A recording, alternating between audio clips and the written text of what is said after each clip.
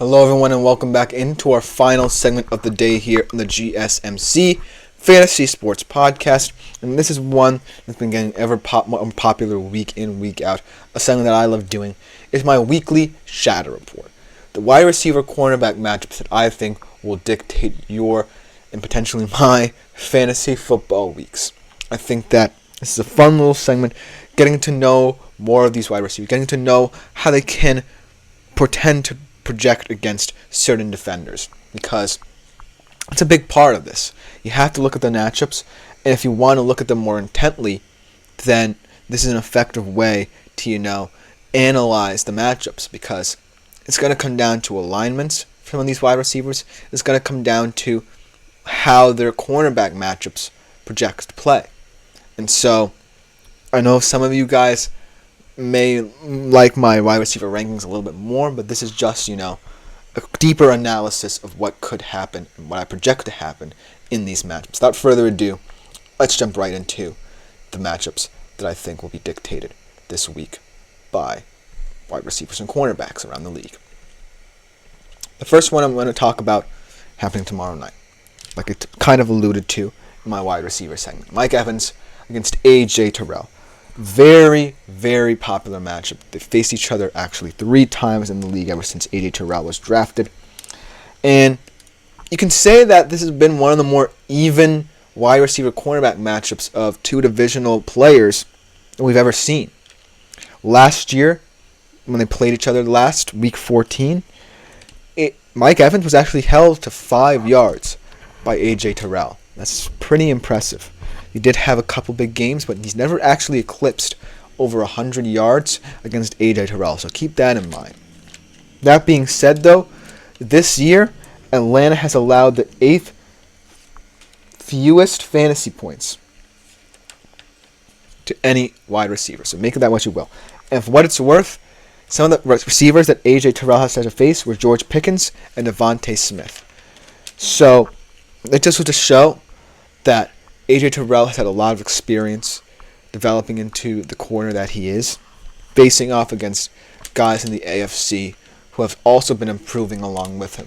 Because remember, A.J. Terrell is still a young player. I believe he's only about 25, 26 years old.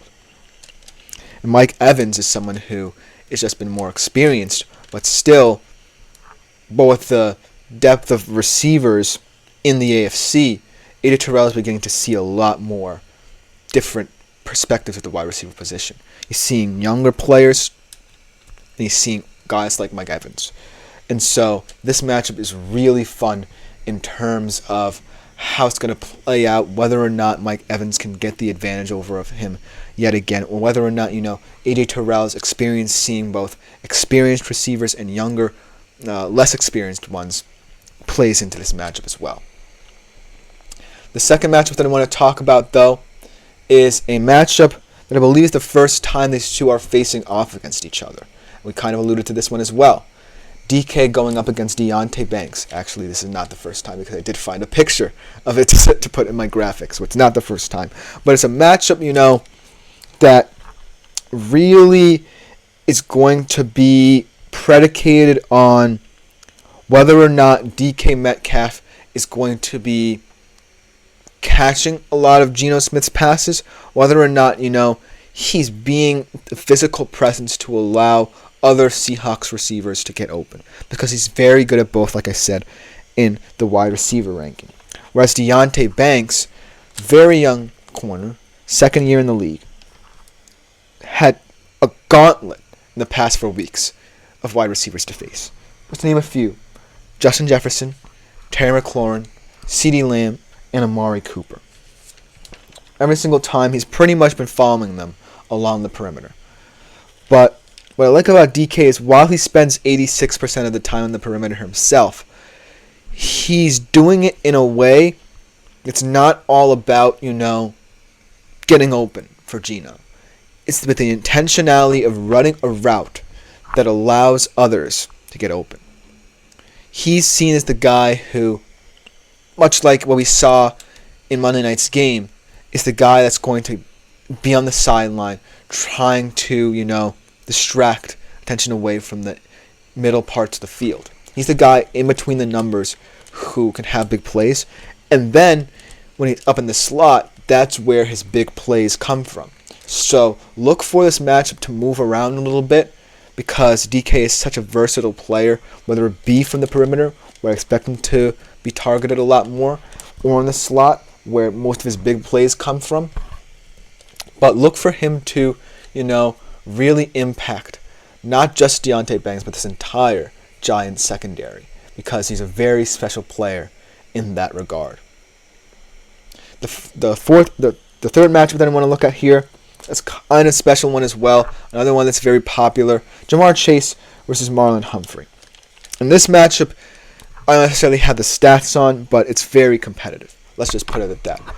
And I feel like this game is going to be predicated on Joe Burrow's timeliness in throwing the football. I know it sounds weird because Joe Burrow is someone who likes to stay on schedule as much as possible and then try to exploit defenses down the field.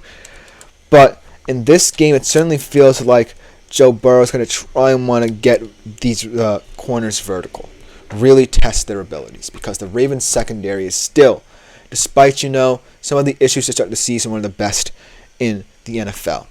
And Jamar Chase is just someone who, week in, week out, no matter what, we saw it with the contract situation on the Race head, still is someone who's an enigma to opposing defenses. He still poses a very potent threat. And not for nothing, Joe Burrow has been looking more often to extend the field to Jamar Chase. We saw it in that Commanders game. He wants to add more verticality to what Jamar Chase can hurt you with.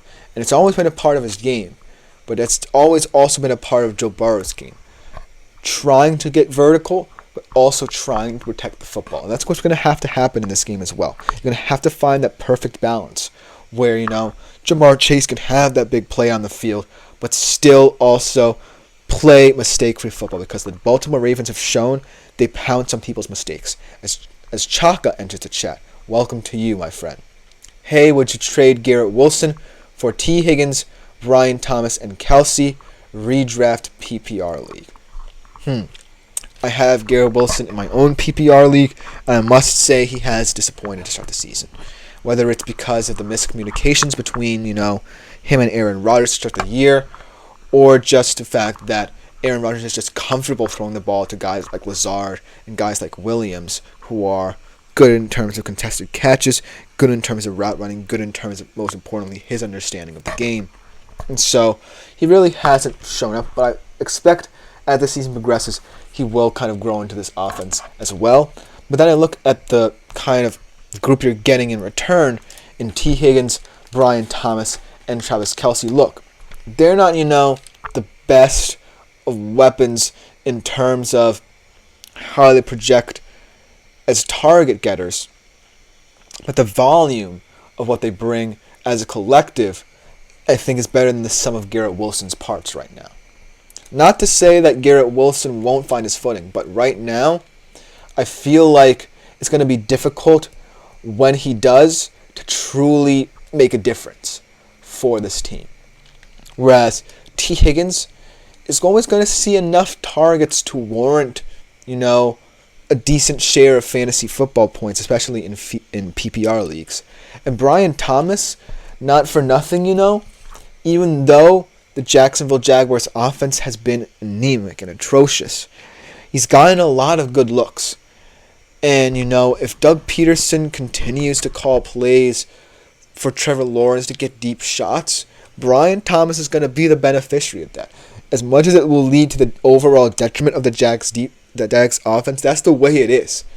They're calling up a lot of deep shots for Brian Thomas, and those count as targets, and if he catches them, then that's good for him. I will get to your question in a bit, Adam Weber. I'm just trying to sum up Chakas because it's a very deep trade.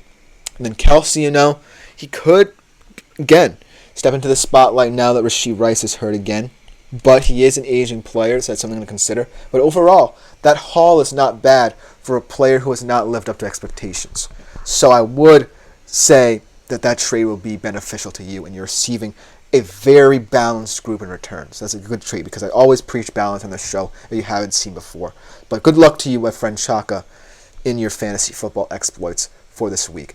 And then we get another one from Adam Weber. Start Watson or Lawrence. Well, here's the thing. If those are your two options and there's not a third, I don't know how I have to answer this question because both of them have not looked good to start the year, right? If you're Deshaun Watson, right, you really have not stepped into the role people were expecting you to step into as the Browns QB, really opening up this offense to the best of its abilities, especially in a Kevin Stefanski-led offense, like we've seen from him in the past. And if you're Trevor Lawrence, you've just been disappointing in every phase of the game, to be honest with you. You haven't even been impressive on the one trait that people like about you, which is your deep ball. And so it's really a conundrum. But if those are your two guys, I'm going to have to begrudgingly say Deshaun Watson. And here's why. I feel like if you're the Browns, you're in a situation where, yes, your offense is kind of crumbling around you. But you have to have a sense of optimism that things will start to get better, even though I think they won't. I think that, Nick Chubb getting back certainly adds a lot more optimism than if he were out for the whole year. But then again, I don't know how much of an effect he'll have on this offense, if at all. Because that's a tough injury to come back from when you're 30 years old, let alone when you're coming out of college, like the last one he suffered. So that's going to be an interesting thing to monitor. But I just look at the outlooks of these offenses. It just seems as if the Browns could be better equipped to at least get better in terms of the weapons at their disposal. Like, for Lawrence, it's just ineptitude all around. And there's not showing any signs of progress. If there's an insistence that you're trying to get the best out of Lawrence's best traits, then that's going to lead to his detriment even further. So I just feel like right now, as weird as it is to say, Watson's in a better place.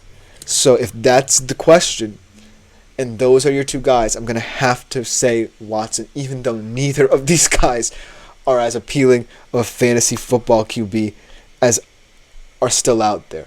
I might even recommend that you look to the waiver wire if you feel there are some guys out there that could help you in your team. But good luck to you either way, because I still wish you the best of luck, my fantasy football exploits.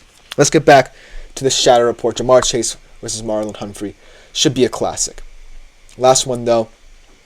Deontay Johnson versus Jalen Johnson. This is an interesting one that I kind of want to sum up briefly. This is a one where you kind of gain more confidence in Deontay Johnson, as Adam also says he has Rodgers and Jones on waiver. So that's a nice little pickup. I would feel a bit better about picking up Rodgers, even though he himself has had his struggles than Jones. But Deontay Johnson versus Jalen Johnson is one of those matchups where I feel like Deontay Johnson's gaining confidence, right? But the Bears secondary hasn't been talked about enough, and that's what makes this more appealing. Jalen Johnson is someone who I really like in this Bears secondary. And if the Panthers offense continues to try and take deep shots with Andy Dalton, continues to have this rejuvenated energy about them with him at the quarterback position, then the sky's the limit for them, because I really, really like them. Let me know what you think in the comments. That will just do for this show. This has been the GSMC Fantasy Sports Podcast, brought to you as always by the GSMC Sports Network. I've been Chris Shepard. Thank you all for your lovely comments. Continue to comment and follow, and subscribe to the show and the network as a whole. Thank you to the GSMC Sports Podcast for allowing us to host this show. We'll be back tomorrow, same time as always, 3:30 p.m. Eastern. But other than that, thank you all for watching. I've been Chris Shepard. I'm out.